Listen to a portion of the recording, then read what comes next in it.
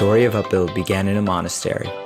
On our quest to understand ourselves more deeply, we recognize that it is our attachment to our egos, our identities, that gets in the way of being our true selves. This podcast will help you understand your ego. It will help you better understand your inner world, the motivations, insecurities, and emotions that affect your every action and relationship. Welcome to Upbuilding the Self. Hi, Mary. Hey, Vipin. How are you? I'm doing well. How are you? I'm doing really, really well. Thank you. So good to be with you today. Thank you. Well, welcome back to Upbuilding the Self. For everyone's benefit, Mary joined the Upbuild team earlier this year. She has been coaching leaders, teams, and organizations for more than 20 years. And she's also been training other coaches for almost that long as well. And we recently kicked off our own Upbuild coaching training program, which, Mary, you've been instrumental in designing and leading. And in the context of that program, we've felt inspired to share some of the skills that we're teaching with our podcast audience as well, because these skills are applicable to everyone, not just coaches.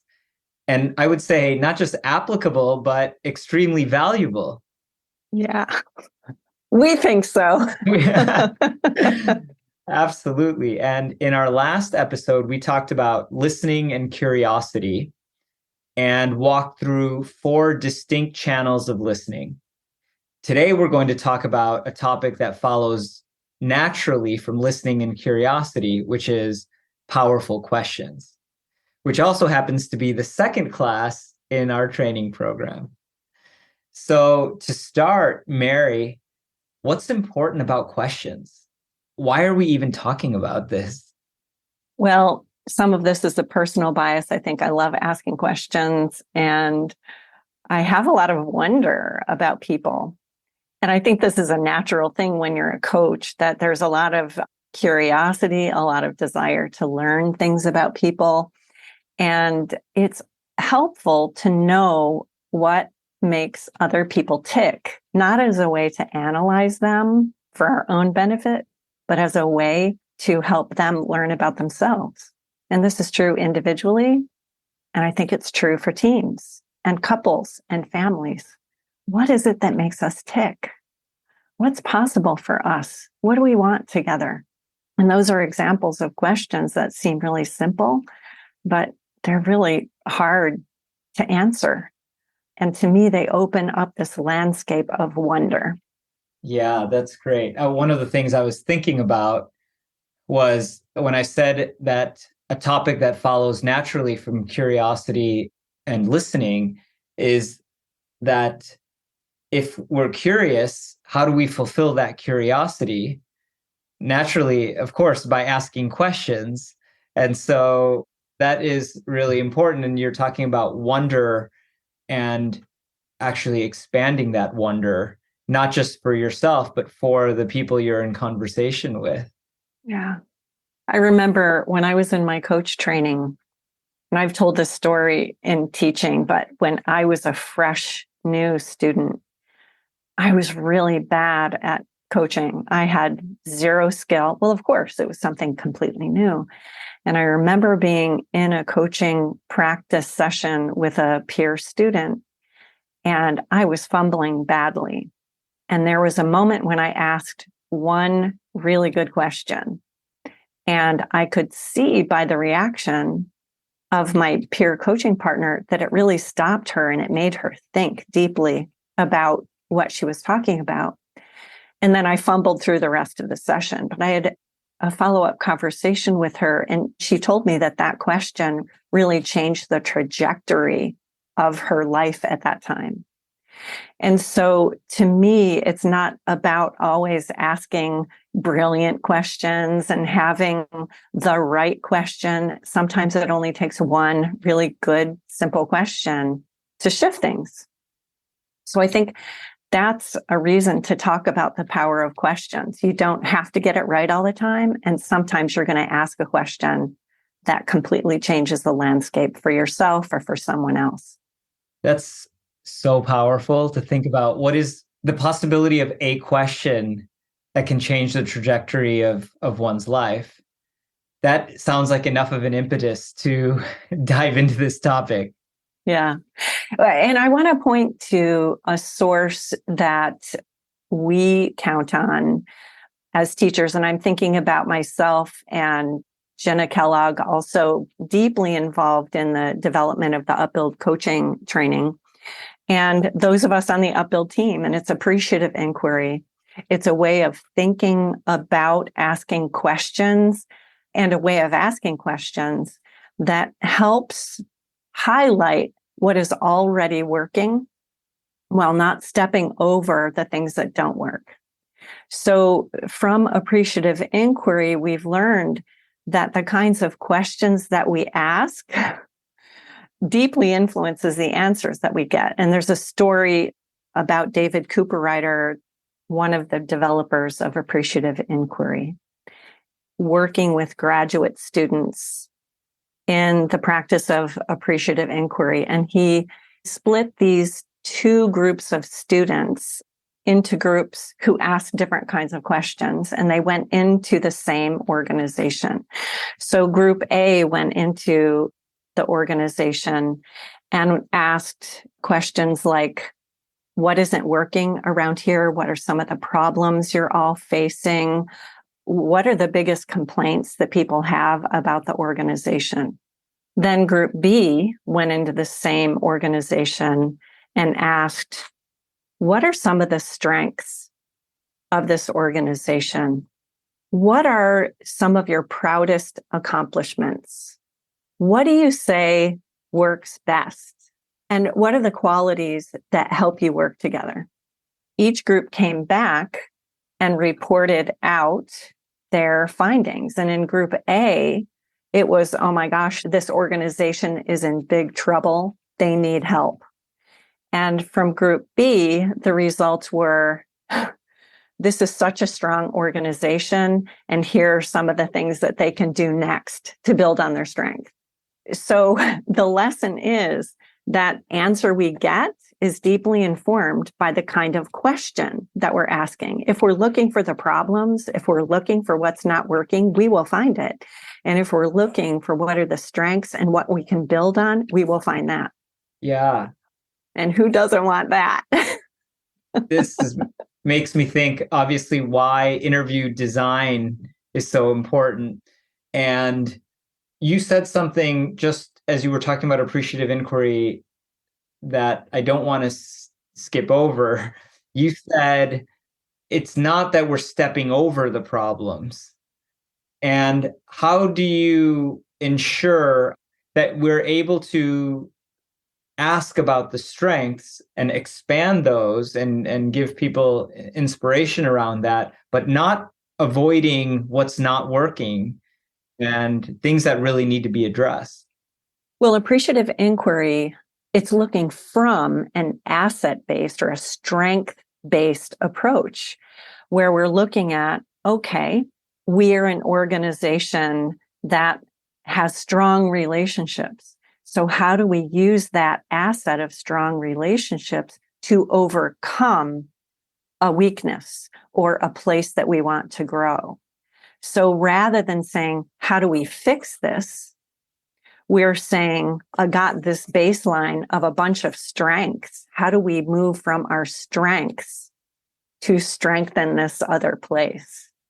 So you're still looking at the areas that need to be addressed, but you're trying to do it from a place of what is already working really well, and how do we leverage that to address the areas where we need work?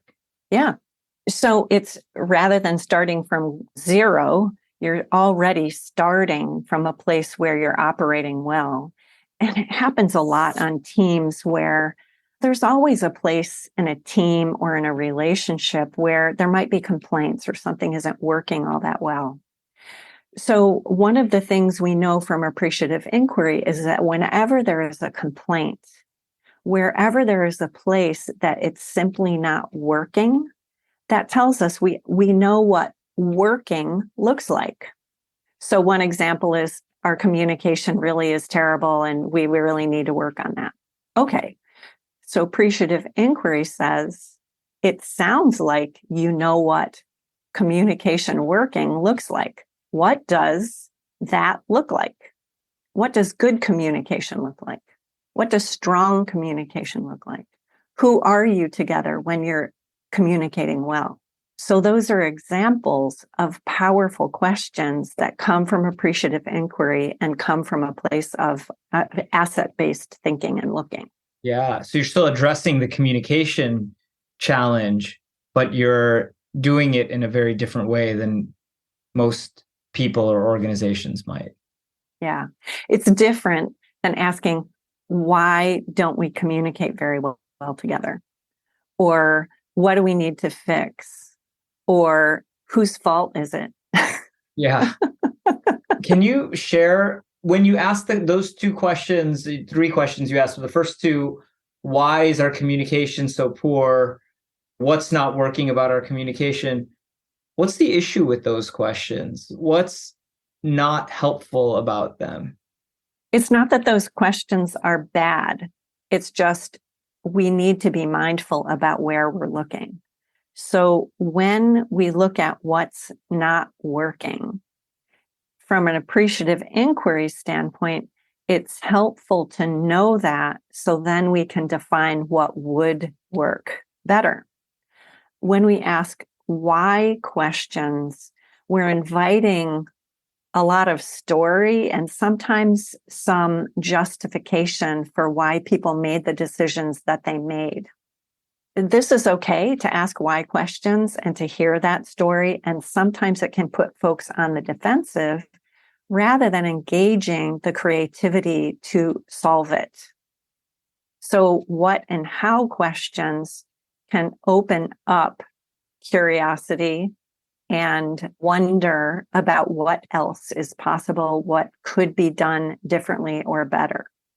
When I think about appreciative inquiry, the name, I often think of the phrase, what you appreciate appreciates.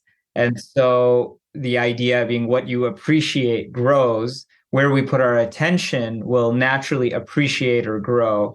And so where are we putting our attention? And just that phrase also about what you appreciate appreciates has been very helpful for me personally and in my coaching, because it brings awareness to what am I appreciating? What am I putting my attention on with this other person that I'm working with?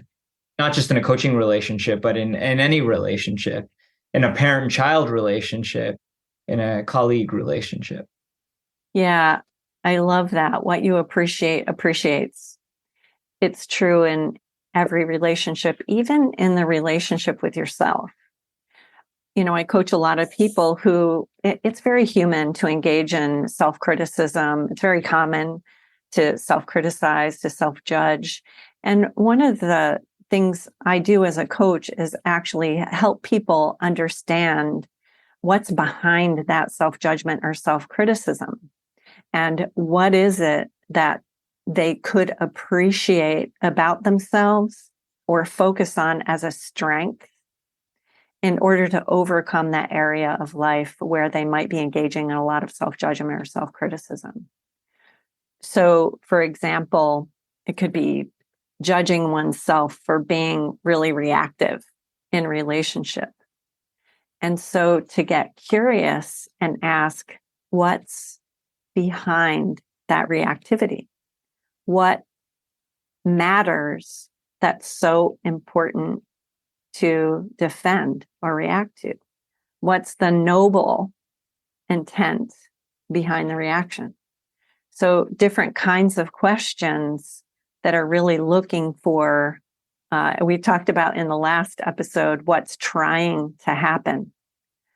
So looking for the generative, life-giving thing that's actually trying to happen rather than trying to fix the reactivity. Right. Very helpful. So I want to almost go back to the beginning for a second. And you shared the story of your own coaching training, where you'd asked this one question and you'd said, it's not about the right question, because we can get stuck in what's the right question? Is there a right question? But what makes a question good to begin with? Or maybe good is also a normative statement. So, what makes a question helpful or beneficial? Thank you. I love that question. That's an example of a powerful question that causes me and probably some of our listeners to pause a bit and really look for the answer to that question. And for me, a powerful question opens up the space. And many of us become really uncomfortable in the presence of a powerful question because it opens up the space and it opens up the landscape of our looking. And it's almost like, shoot, I don't know the answer to that question. That's too big.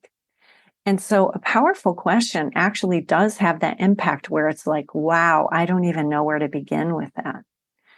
In coaching, this is the response we actually want from our clients, to have them pause and say, oh, I don't know where to look.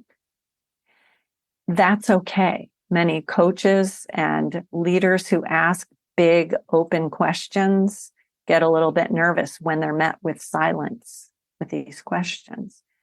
But when you wait a little bit and you pause, the question can settle and people tend to go inside themselves to look for the answer.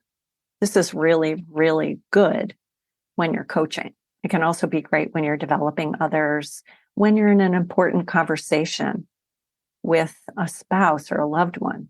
They cause people to stop and look and wonder.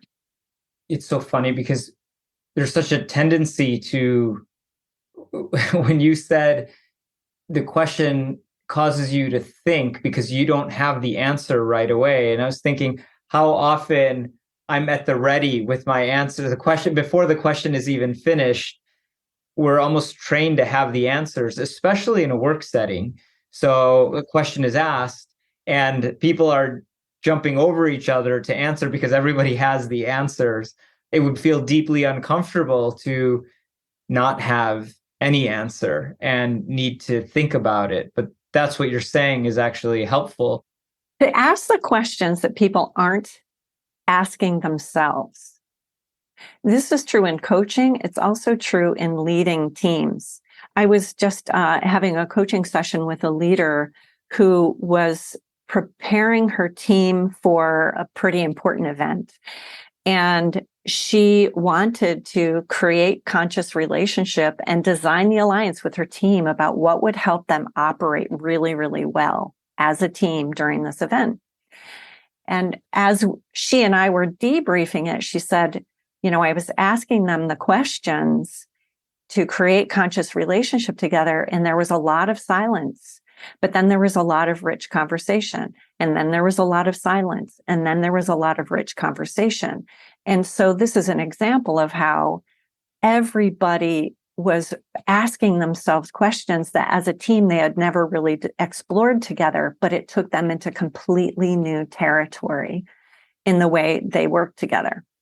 So this is an example of how asking these powerful questions might be a little bit uncomfortable and there might be some silence, and it leads you into new territory as a team or as an individual. Yeah, yeah. And just for everyone's benefit, you mentioned creating conscious relationship. For those unfamiliar with that term, could you just say a sentence or two about what you mean? Yeah. So at Upbuild, we talk about creating conscious relationship as a way to create agreements together about how we work together, how we want to be together, rather than operating off of assumptions about each other. So it's a way of being in relationship, and this is any relationship, where our agreements are made explicitly and we create sort of the norms and ground rules rather than fumbling around and making a lot of assumptions about how it should be or how we want to be. We're literally talking about what would bring out your best in this relationship, this team, this situation, and here's what would bring out my best. And how do we work together in that? That's creating conscious relationship in a nutshell. Great. Thank you so much for that. So we talked about what are powerful questions. And the next question I have for you is, where do powerful questions come from? If I'm thinking, okay, I've understood this and I want to ask more powerful questions, where do I look to find those powerful questions? I love that question. Where do powerful questions come from? And there are probably many answers to this. As a coach, I point to two places. One is from what the person you're interacting with just said. So when we're engaged in conversation, we're really listening, there are some things that people say that are really compelling. And so a powerful question comes from what that person was just talking about. So, for example, you and I could be talking about a situation that happened to you, and there might be certain words that you say or ideas or images that you throw out that you're talking about that I could get really curious about. Like, what does that mean to you? Or what was it about that that stands out to you? So powerful questions come from engaging in the conversation. In a coach-client relationship, it's focused on what the client is saying. And yet in other relationships, it's more of an exchange where we're asking each other powerful questions. The other place powerful questions come from, I think, are our own natural curiosity. You know, when someone is talking about anything, they're really talking about something that matters to them. So what curiosity does that spark in me? What is it that you're talking about that has me wonder, like, oh, I wonder what that means, or I wonder what's important about that. So it comes from my own natural curiosity about you or about the other. On the first point you mentioned, thinking how when we get fixated on what's the right question, I may stop listening to what's happening in the conversation and I'm more in my head. And I may be asking a question that sort of the moment passed a few minutes ago because I'm formulating something that we've already moved on in the conversation. So the idea of being really present to what's happening in the conversation, what's being said right now is, I think, very helpful. And then what am I genuinely curious about without trying to move the conversation in a certain direction? And that's hard for me. That's hard for people because in some ways, it's easy for the curiosity to get trained out of us. I'll give you one example. Yesterday, I was in our kids' school had a science curriculum event just to share what they're doing in science in school. And as part of it, the science teacher made it really interactive and fun. And she did an experiment where she dropped two balls from a certain distance, and one bounced 6, 7 times on the table, and the other just dropped and stuck to the table, no bounce. And they looked exactly the same. And through the process, we kind of used the process of method of science and a method of inquiry. And the thing that I thought was so interesting is she asked us to start writing what are the questions that we have about what's going on here. And she waited 5 seconds and she said, you have to write at least 7 questions. And all the adults in the audience kind of gasped because like, I don't have 7 questions. I don't have 7 questions about this. And, it was, for me, the takeaway was, as an adult, I already think I know what's going on here. So the scope of my questions are limited to, I already know the answer here. So I'm just these are 2 or 3 questions that I need to understand. What is the material? And is there any magnetic piece under the table or in the ball? And what the science teacher was saying is it's amazing. She gave examples of 20 questions that kids ask around this same exact experiment. And so similarly in a conversation, when we come in with the thought that, well, I kind of know the answer here, or I know what needs to happen, or I know what this person is thinking, all the assumptions that I'm carrying, that actually kills a lot of the curiosity. And the science experiment was so illuminating in that way, where it's like, wow, even with something like this, my brain is limited. I feel like I only have a few questions. And as we went through the process, it was like, wow, there are a lot more questions here. So how do we open ourselves up to that and really tap into that childlike wonder that these questions are not, well, that doesn't make any sense. So it doesn't make, I shouldn't even ask it, because behind many of those questions are actually lurking the gold. I love this story so much. Listening to you tell it, my heart feels like it's opening up to this huge space of what happens to us when we think we know and how it limits our curiosity and our natural inclination to wonder, and how the science teacher who knows a lot is still able to step into that open space of curiosity and wonder. And this, I think, is really possible for us, even when we're an expert in something. Many of us look for what's the right answer. And when I think about powerful questions, especially working with other human beings, whether it's individually or a team, it's not necessarily what's the right answer, but what's true. What's actually true for you? What's true for us together collectively as a team? That's way different. That's way, way different. What's true for me? What's true for you is different than what's the right answer.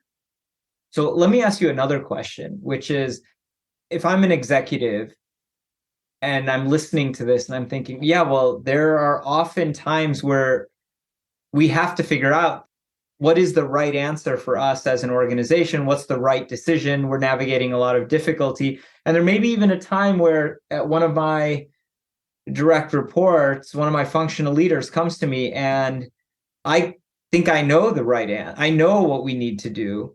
How do I engage this idea of powerful questions, or does it not apply in those places? If I truly think I know the answer, then there's not really any room for powerful questions. Well, a lot of it is situation and circumstance dependent, especially if it's a crisis, an emergency, life or death. It's important as leaders to be really clear about what's right, what's in alignment with our mission, our vision, our values, what's actually in alignment with the expectations around performance. So there are a lot of layers to this. And sometimes we have to be very, very clear about the right and wrong in certain situations. Where I might vary from that and get more into powerful questions is if it's a situation where developing the capacity of this person as a leader is important, and where if there's room in the conversation with this direct report to get curious about what are they learning about themselves in this situation? Where do they see they are growing as a result of what happened? What had them make the decision they made or take the action? What was important as a driver? And knowing what they know now, how might they shift moving forward? So it's actually getting deep into those powerful questions and inquiry about the situation that's building them as a person. Yeah, yeah. A lot of what you're talking about is actually helping them process their own development and growth in a way that can easily just get brushed aside in the interest of execute, execute, execute. Yeah. So it's a deeper looking, and it's also coming from an appreciative inquiry approach, which assumes that there's something of value to be learned, and that the kinds of questions that we ask will inform the answer. And is this a strength-based line of asking questions? Yeah. Yeah. Okay. So, Mary, what are some ways that we each can practice asking powerful questions? I've been reading a book called Bring Me the Rhinoceros and Other Zen Koans That Will Save Your Life. And this is a fascinating book to me. And there's one idea from the book that just blew me open. And the author, John Tarrant, was saying, the old teachers thought that not to know is to step into life without repeating yourself. So to not know is the threshold of creating something brand new. And so in order to become more comfortable with powerful questions, I would say expand your capacity to not know and be okay with it. So the next time you're in a meeting and there's an exploration about a certain idea or solution, if you can actually relax into not knowing, if there's room for that. Obviously you have to have expertise and experience, and there's a knowledge base that you walk in with. And if there's room to not know, to open yourself to that. That's kind of an existential answer to the question. I love that. Well, before you say anything more, could you repeat that? It's such a beautiful phrase. Yeah, the quote from the book, the old teachers thought. So these are all the sages and teachers. The old teachers thought that not to know is to step into life without repeating yourself. And when I read that, my heart burst open into a space of, wow, life really can be fresh and new. And that there is a threshold of opening if we're willing to not know, and we have what's known as beginner's mind with everything. Similar to the kid's science teacher. The science teacher knows a lot, and what is it to actually also not know? Yeah. It also reminds me of this question that we ask at Upbuild a lot, which is, what am I not seeing right now? And how helpful it is to always carry that question with you, because we so often come from a perspective of, well, this is what I see. And so if we can reverse that and ask, what am I not, a knowing that we're also always not seeing things. So if my attention can be on what am I not seeing, what is the openness and curiosity I come with? So similarly, what am I not seeing, or what do I not know here? And how do I let that drive my questioning? Yeah. What else could be true?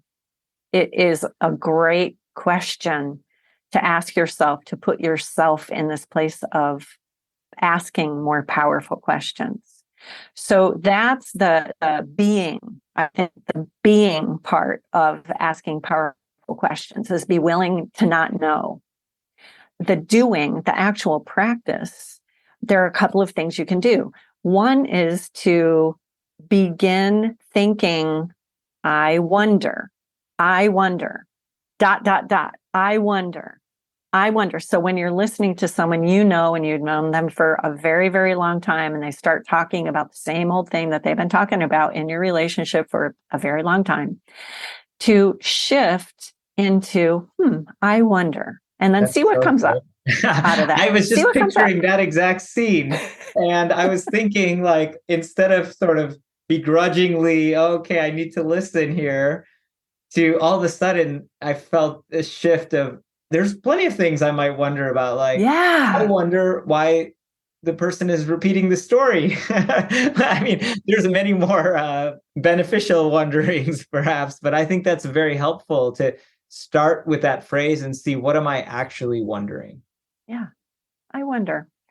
And then there's another thing you can try.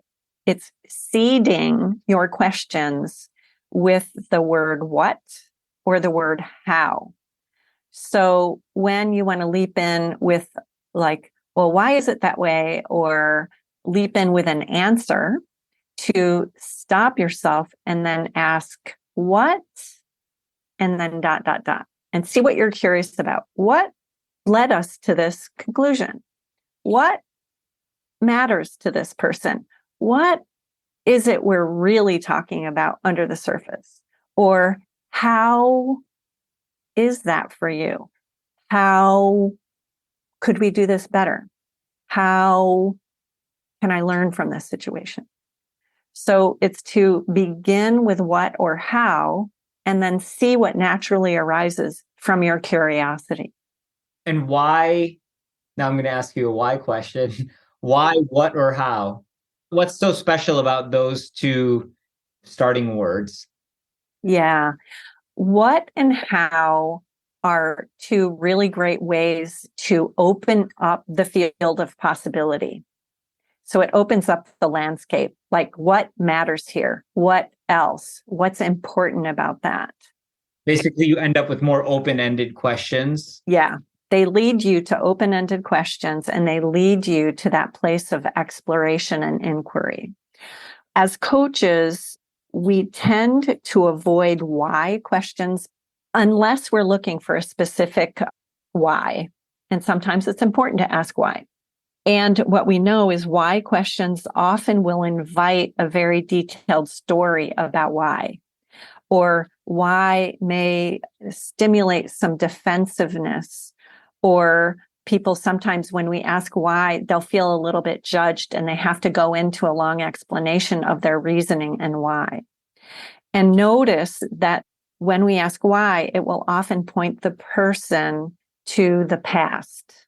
Not always, but often in coaching that shows up. Whereas what and how can open us up to the future. It can also open us up to what matters most without the justifications and the possible defensiveness. Excellent. Thank you, Mary. Any final tip before we close this conversation? There's no right or wrong question. And the invitation here is to practice and have fun with it, to allow your natural curiosity and your natural inner scientist have fun with the inquiry. Often people, they get a little bit nervous about asking powerful questions because they don't want to seem probing and nosy. So it's okay to ask permission. Is it okay if I explore this with you? Or I'm really curious about something. Do you mind if I ask you about this? That goes back to creating conscious relationship, just intentionally designing the interaction. Yeah, that's when it's with another person. And you can even ask powerful questions of yourself. Well, thank you so much for this conversation, Mary. I'm going to carry this directly into a coaching conversation that I have coming up later today. And it really has stoked my wonder.